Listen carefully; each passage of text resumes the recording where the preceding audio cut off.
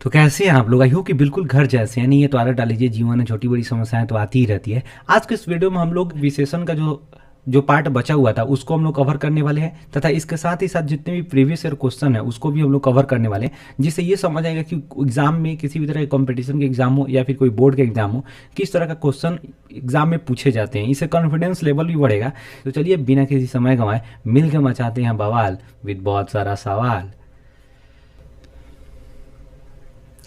देखिए हम लोग विशेषण टॉपिक को देख रहे हैं। जैसा कि आप जान रहे हैं कि ये जो विशेषण का पार्ट 2 होने वाला है, ये पार्ट 2 वीडियो है, और ये व्याकरण का टोटल व्याकरण का जो है ये 15वां वीडियो होने वाला है। यानी एपिसोड टोटल कौन सा होने वाला है?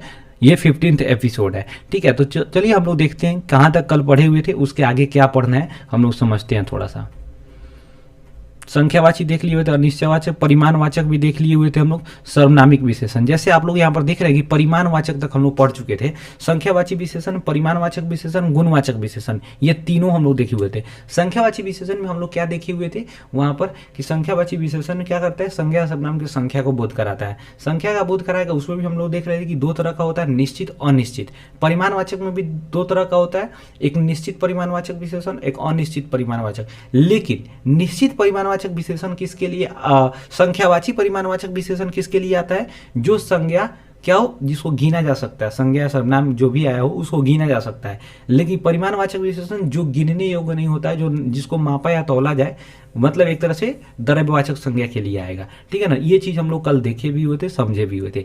आज जो है बचा हुआ जो पार्ट है सर्वनामिक विशेषण, उसके बाद जो और सारे जो है तुलनाबोधक विशेषण, विशेष विशेषण और विधेय विशेषण, इन सारी चीजों को हम लोग कवर करने वाले हैं। जितने भी टॉपिक है उस पूरे टॉपिक को हम लोग कवर करेंगे, क्योंकि एक भी टॉपिक, एक भी पॉइंट को हम लोग मिस नहीं करने वाले हैं। कोई भी किसी भी टॉपिक से रिलेटेड जो होता है ना, हर अगर पॉइंट को अगर हम लोग पढ़ लेते हैं तो एकदम कॉन्फिडेंस लेवल जो होता है बिल्कुल बढ़ जाता है। एग्जाम भी देने जाइएगा तो आपको जो होता है, एक जब कॉन्फिडेंस बना रहता है ना, तो उसमें कोई चीज़ अगर को थोड़ा क्वेश्चन कन्फ्यूजन भी होता है तो कॉन्फिडेंस में आदमी सही कर लेता है। ठीक है, तो चलिए देखते हैं यहाँ पर। यह 4th नंबर हम लोग देखे थे सर्वनामिक विशेषण। देखिए सर्वनामिक विशेषण में क्या होता है कि यहाँ पर दो चीज होता है। एक चीज होता है सर्वनाम प्लस संज्ञा। मतलब जब कोई सर्वनाम, अगर यहां पर देखना है, जब कोई सर्वनाम किसी संज्ञा के तुरंत पहले आए, ध्यान रखना हमेशा, जब कोई सर्वनाम किसी संज्ञा के तुरंत पहले है और उस वाक्य में इस संज्ञा के बारे में कुछ न कुछ कहा गया हो, उस वाक्य में इस संज्ञा के बारे में क्या, कुछ न कुछ कहा गया हो, कहा गया हो। बात समझे कि नहीं? जब इसमें कुछ न कुछ कहा जाएगा, बात समझे कि नहीं, तब वह जो सर्वनाम होगा उसे ही कहेंगे सर्वनामिक विशेषण। अन्यथा अगर सिर्फ यहां पर क्या होगा, आपको सर्वनाम होगा, आप प्लस डायरेक्ट क्रिया आ जाएगा, या फिर यहाँ पर क्रिया बात किया जा रहा है, या फिर कोई और जो है एडजेक्टिव टाइप का कोई वर्ड आ जाएगा, ठीक है ना, तो वो क्या होगा, ये सर्वनाम कहलाएगा, सर्वनामिक विशेषण नहीं कहलाएगा। आई होप कि ये वाला बात तो आपको समझ आ गया। देखिए यहाँ पर समझिए, जैसे देखिए यह लड़का है, तो यह लड़का है, मान लीजिए यह यहाँ आया और उसके बाद जो है यहाँ पर संज्ञा आया, ठीक है ना, और उसके बाद कुछ नहीं कहा गया है, कुछ नहीं लिखा हुआ है, यहाँ बिल्कुल खाली है, बिल्कुल कुछ नहीं, डायरेक्ट है। तो यह जो है ना, ये सर्वनाम कहलाएगा, ये विशेषण नहीं कहलाएगा। विशेषण तब कहा जाएगा जब ये संज्ञा के बारे में कुछ न कुछ, जैसे यहाँ देखिए यहाँ पर लिखा गया कि यह लड़का लंबा है, तो यह लड़का, देखिए यह सर्वनाम हो गया, यह लड़का संज्ञा हो गया, लेकिन इसके बारे में कुछ न कुछ कहा गया है, इसलिए अब यह जो होगा यह क्या हो जाएगा, सर्वनामिक विशेषण हो जाएगा। आई होप कि ये वाला बात तो समझ आया होगा। जैसे यहाँ पर समझिए, वह गाय है, तो देखिए गाय क्या हो गया, संज्ञा, वह क्या हो गया, सर्वनाम, और उसके बाद कुछ नहीं कहा गया, मतलब वह क्या हो गया, यहाँ पर सर्वनाम का सर्वनाम रह गया। लेकिन वह गाय काली है, यहाँ गाय के बारे में कुछ न कुछ कह दिया गया, मतलब क्या हो गया, वह यहाँ सर्वनामिक विशेषण हो गया। बिल्कुल ध्यान रखना है कि वह के बाद अगर कोई संज्ञा है और उसके बारे में वाक्य में कुछ नहीं कहा गया है तो वह सर्वनाम कहलाएगा। या फिर कोई भी सर्वनाम हो, यह या वह कोई भी सर्वनाम हो, अगर सर्वनाम के बाद संज्ञा है और वाक्य में संज्ञा के बारे में कुछ नहीं कहा गया है तो वह सर्वनाम होगा। लेकिन संज्ञा के पहले कोई सर्वनाम है, यानी सर्वनाम के बाद कोई संज्ञा और संज्ञा के बारे में कुछ कहा गया है, तो वो क्या होगा, सर्वनामिक विशेषण होगा। जैसे देखिए यहाँ पर क्रिया की बात करें, सामान्यतः जब सर्वनाम का प्रयोग क्रिया के पहले हुआ हो, जब सर्वनाम का प्रयोग क्या हो, क्रिया के पहले हुआ हो तो सर्वनाम होगा, तथा संज्ञा के पहले हुआ हो और उसके बाद क्रिया तथा अन्य बातें लिखा गया हो, उसे हम सर्वनामिक। मतलब कह रहा है क्या है कि मान लीजिए एक सर्वनाम है, उसके बाद संज्ञा है और उसके बाद कोई क्रिया हो या फिर अन्य बात कुछ भी लिखा गया अन्य बात हो, तब यह जो सर्वनाम होगा ये सर्वनामिक विशेषण होगा, सर्वनामिक विशेषण होगा। बात समझ आया। लेकिन मान लीजिए सर्वनाम है उसके बाद क्रिया आ गया हो, बात समझे कि नहीं, डायरेक्ट क्रिया हो, तो फिर ये सर्वनाम रह जाएगा। यही बात हमेशा याद रखना है कि दो चीजें हमेशा, कि वाक्य जो दिया हुआ है, सेंटेंस जो दिया हुआ है वो किस तरह है, पहले उसको पढ़ेंगे समझेंगे। वह जा रहा है, देखिए वह के तुरंत बाद यहाँ तो कोई संज्ञा ही नहीं है, तो फिर यहाँ पर फिर होगा ही नहीं। तो वह जा रहा है, वह के तुरंत बाद क्रिया आ गया तो वह सर्वनाम। वह लड़का जा रहा है, बात समझिए, वह लड़का जा रहा है मतलब वह, यहाँ संज्ञा आ गया, ठीक है ना, तब अब कंडीशन लागू होगा, देखेंगे उसके बाद कुछ है कि नहीं। तो जा रहा है इसका मतलब वह क्या हो गया, सर्वनामिक विशेषण। कुछ लोग हैं, तो कुछ लोग हैं, डायरेक्ट बोल दिया गया कि कुछ लोग हैं तो नहीं हो पाएगा, ठीक है ना। लेकिन कुछ लोग दौड़ रहे हैं तो यहाँ पर कुछ क्या हो जाएगा आपका, यहाँ पर क्या हो जाएगा, सर्वनामिक विशेषण हो जाएगा। बिल्कुल समझ आया। आगे बढ़ते हैं हम। देखिए करा क्या है, विशेषण के कुछ अन्य भेद। देखिए विशेषण को अन्य बेस पर भी डिवाइड किया गया, मतलब प्रयोग अर्थात उसके स्थान के आधार पर। कभी कभी क्या होता था कि विशेषण जो संज्ञा होता था, संज्ञा सर्वनाम के बाद में आ जाता था, कभी कभी क्या होता था संज्ञा और सर्वनाम के पहले भी आ जाता है, ठीक है ना। तो संज्ञा और सर्वनाम के बाद आता है तो क्या कहते हैं, संज्ञा और सर्वनाम के पहले आता है तो क्या कहते हैं, उसी चीज को थोड़ा समझना है। इस बेस पे संज्ञा के विशेषण के स्थान के आधार पर विशेषण को दो भाग में बांटा गया, एक को विशेष विशेषण और दूसरा को विधेय विशेषण, ठीक है ना। तो देखिए विशेष विशेषण में क्या होता था, इसको सामान्य विशेषण भी कहा जाता है। जब विशेषण का प्रयोग विशेष्य के पहले, ध्यान रखना है, जब विशेषण का प्रयोग, विशेष्य का मतलब संज्ञा या सर्वनाम, विशेषण का मतलब रूप रंग रूप आकार गोरा काला जो भी कुछ हो, विशेषण तो समझ ही रहे, वही वैसे विशेषण पढ़ रहे हैं। तो विशेषण मतलब विशेष्य के जब पहले आएगा, मतलब विशेषण आप प्लस विशेष्य बराबर क्या होगा आपका, ये जो विशेषण होगा क्या कहलाएगा आपको, विशेष्य विशेषण। लेकिन अगर मान लीजिए पहले विशेष्य हो अब बाद में विशेषण हो, तो भाई साहब ये विशेषण कहलाएगा, वो क्या कहलाएगा आपका, विधेय विशेषण। विधेय विशेषण यहां पर तो दिखाई नहीं दे रहा होगा, लेकिन समझ जाइएगा विधेय विशेषण। जैसे देखिए यहां पर अच्छे लड़के बहुत कम मिलते हैं, देखिए अच्छा और लड़का, पहले लड़का आया, यहां पर देखिए लड़का के जस्ट पीछे दिया हुआ है, यानी पहले दिया हुआ है अच्छा जो विशेषण है, इसलिए अब यह अच्छा किस तरह का विशेषण होगा, विशेष्य विशेषण। लंबा लोग, देखिए तो यहां पर लोग है और लोग के पहले यानी संज्ञा हो गया, संज्ञा के पहले क्या है, विशेषण है। तो जब भी संज्ञा के पहले यानी विशेष्य के पहले, सर्वनाम के पहले, विशेष्य का मतलब संज्ञा और सर्वनाम, तो जब भी विशेष्य के पहले कोई विशेषण होगा तो भाई साहब वो क्या हो जाएगा आपका, विशेष्य विशेषण या सामान्य विशेषण। बिल्कुल सही है। गाय, काली गाय, तो देखिए गाय पहले आया, यहाँ पर गाय आया, उसके जो है पीछे क्या आ गया, पहले क्या आया, काली, यानी विशेषण आया, इसलिए यहाँ पर विशेषण क्या हो जाएगा आपका, विशेष विशेषण या सामान्य विशेषण। अब विधेय विशेषण, विधेय का मतलब क्या, यहाँ पर देखना है कि विशेष्य के बाद अब ढकेल के आगे कर देंगे, ठीक है ना। जैसे देखिए वह लंबा है तो वह पहले आया, ठीक है ना, इसके बाद कोई आया विशेषण, इसलिए उसे विधेय विशेषण कहेंगे। जैसे तुम लोग बहुत बुरे हो, तो यहाँ पर थोड़ा सा ध्यान देना, तुम लोग आप बुरा होना, इसलिए तुम लोग के बाद बुरा आया तो क्या हो जाएगा, ये क्या हो जाएगा आपका, विधेय विशेषण। लेकिन बहुत ये बाद में पढ़ाएंगे प्रविशेषण या अंतर विशेषण क्या होता है, थोड़ा सा समझ के आगे देखिए। आदमी बड़ा अच्छा है, तो आदमी अच्छा यानी आदमी के बाद संज्ञा के बाद आया, इसलिए अच्छा क्या हो जाएगा, विधेय विशेषण। ठीक है, आगे बढ़ते हैं, देखते हैं करें प्रविशेषण या अंतर विशेषण। अभी जस्ट पहले बताएं कि ये जो विशेषण की विशेषता को बताता है, यानी बहुत अच्छा, तो अच्छा का विशेषता क्या हुआ, और उसका बहुत, मतलब यहाँ विशेषण की भी विशेषता हो गई कि बहुत, कम, थोड़ा, ये सब चीज। तो कह रहे कि प्रविशेषण या अंतर विशेषण की कहते हैं वो ऐसा सब जो विशेषण की विशेषता अथवा क्रिया विशेषण की विशेषता होता है। ध्यान रखना है, विशेषण और क्रिया विशेषण। जैसे मान लीजिए यहाँ पर क्रिया विशेषण आगे हम लोग पढ़ेंगे, देखेंगे क्या होता है, लेकिन थोड़ा देर समझिए क्रिया विशेषण क्या होता है। जो क्रिया की विशेषता, जैसे तेज दौड़ता है, वह तेज दौड़ता है। अब वह बहुत तेज दौड़ता है, तो तेज दौड़ता है यानी दौड़ने की क्रिया कैसा है, तेज है। तो यहाँ दौड़ने की क्रिया का विशेषता बताया जा रहा है कि तेज दौड़ता है। बात समझ कि नहीं? तो यहाँ पर तेज क्या हो जाएगा, क्रिया विशेषण, ठीक है ना। अब वही में कहा जाए वह बहुत तेज दौड़ता है, तो यहाँ बहुत तेज, अब तेज की भी विशेषता हो गई बहुत, इसलिए यहाँ क्रिया विशेषण क्या हो गया, तेज। क्रिया विशेषण की विशेषता बहुत हो गया, इसलिए बहुत क्या हो जाएगा यहाँ पर, प्रविशेषण, ठीक है ना। जैसे देखिए रोहन लंबा है, यहाँ पर देखिए नॉर्मल है कि रोहन लंबा है, ठीक है ना, तब ये लंबा क्या हो जाएगा यहाँ पर आपका विशेषण। लेकिन बोलेगा कि रोहन बहुत लंबा है, तो लंबा की विशेषता क्या हो गया, बहुत, इसलिए बहुत क्या हो जाएगा यहाँ प्रविशेषण, प्रविशेषण। कोई दिक्कत इसमें बिल्कुल नहीं। अब देखिए करेगा तुम धीरे धीरे दौड़ते हो, तुम दौड़ते तो हो लेकिन धीरे धीरे दौड़ते हो, यानी ये क्रिया विशेषण, ये क्या हो गया आपका क्रिया विशेषण। लेकिन तुम बिल्कुल धीरे धीरे दौड़ते हो, मतलब अब धीरे धीरे क्या भी विशेषता क्या हो गया, बिल्कुल, इसलिए यहाँ पर बिल्कुल क्या हो जाएगा आपका प्रविशेषण। बिल्कुल एकदम कोई झोल नहीं है, समझ आ गया। अब आगे बढ़ते हैं, क्वेश्चन देखिए क्या कह रहा है कि मोहन के पिताजी बहुत ईमानदार व्यक्ति हैं। इस वाक्य में प्रविशेषण क्या है, प्रविशेषण। तो सबसे पहले देखिए मोहन के पिताजी ईमानदार, ईमानदार विशेषण, ईमानदार के पहले क्या है, बहुत, इसलिए बहुत क्या हो जाएगा आपका आंसर ग। हमारे देश के प्रथम राष्ट्रपति बिल्कुल सदाचारी व्यक्ति थे, तो सदाचारी क्या हो जाएगा आपका विशेषण, अब बिल्कुल क्या हो जाएगा यहाँ पर प्रविशेषण। क्वेश्चन पूछा प्रविशेषण किसे कहते हैं, यहाँ आंसर क्या हो जाएगा, बिल्कुल। एकदम समझ आया।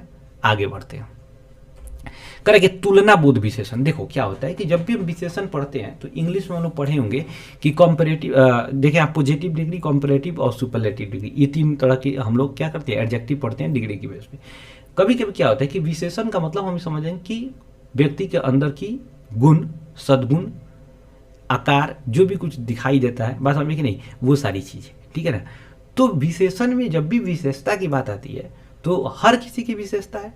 तो जब भी तुलना की बात कर जाए, जब तुलना किया जाने लगे तुमसे हमारा, हमसे आपका, बात समझे कि नहीं, किसी और से, दो व्यक्ति के बीच में, बहुत सारे व्यक्ति के बीच में जब तुलना किया जाने लगेगा, ठीक है ना, तो उस तरह के विशेषण को हम लोग कहेंगे तुलना बोध विशेषण। अर्थात अगर हम देखेंगे कि यहाँ पर तुलना के बेस पे बात किया जाए कि जब तुलना के आधार पर किया जाएगा विशेषण का प्रकार, विशेषण का बंटवारा, ठीक है ना, तो उसे तीन भाग में बांटा जाता है। मूलावस्था विशेषण मतलब क्या, जब विशेषण नॉर्मल होता है, जैसे बोलेंगे तुम सुंदर हो, ठीक है ना, वे लोग अच्छे हैं, आप अच्छे हैं, इस तरह की बात बोला जाएगा। आप लंबे हैं, वे लोग नाटे हैं। तो यहाँ पर जो नॉर्मल, लंबा, नाटा, अच्छा, सुंदर, ये सब जो चीज़ है वो मूलावस्था में होता है। इसमें किसी भी तरह का कोई भी एक्स्ट्रा कोई जोड़ने की जरूरत नहीं पड़ती है, ठीक है ना। तो इसे कहते हैं मूलावस्था, यानी मूल अवस्था में अपना होता है। इस अवस्था में विशेषण अपने मूल रूप में होता है, इसे ही हम, इसमें तुलना नहीं की जाती है, ठीक है ना। सबसे बड़ी इसकी फीचर्स क्या होती है कि इसमें तुलना नहीं किया जा सकता है। किसी एक व्यक्ति का फीचर्स होता है, ये किसी एक व्यक्ति की विशेषता को बताता है, तो तुलना की कोई बात ही नहीं आता है, ठीक है ना।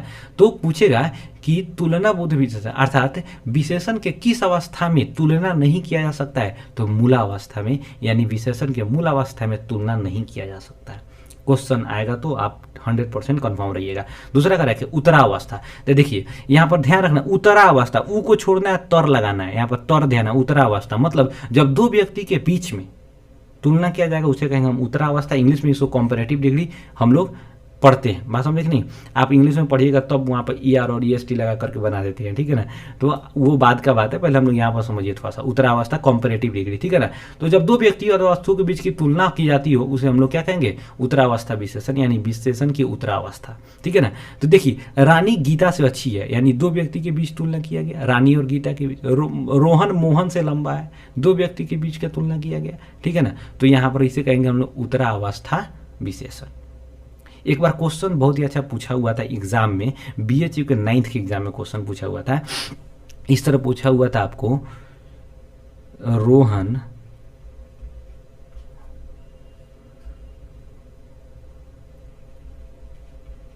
प्रदीप से पढ़ने में तेज है।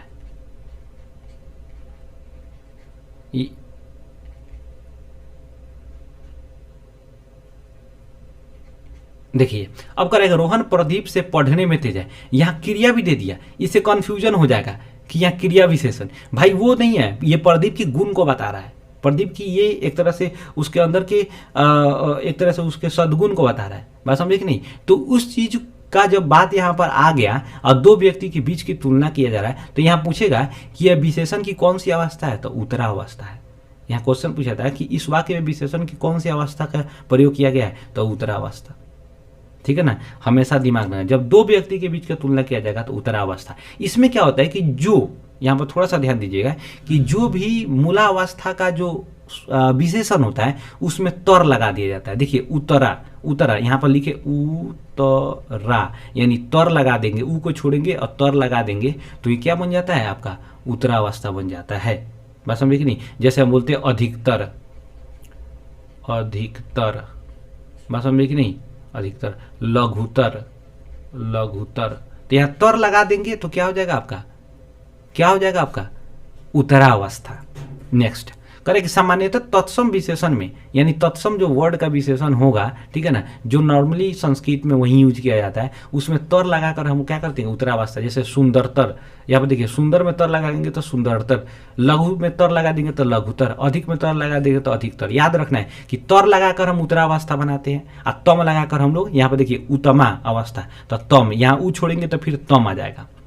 तो तुम यह विशेषण की सर्वोत्तम अवस्था है। जब दो से अधिक व्यक्तियों के बीच तुलना किया जाएगा तो हम उसे कहेंगे उत्तमा अवस्था। बात समझे कि नहीं।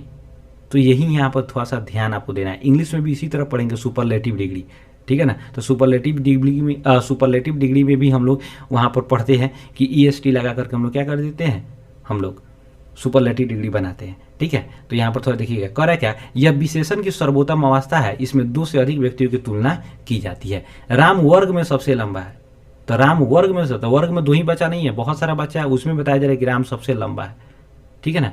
गीता सबसे सुंदर लड़की है, यानी बहुत सारी लड़कियों में बताया जा रहा है कि गीता सबसे सुंदर लड़की है।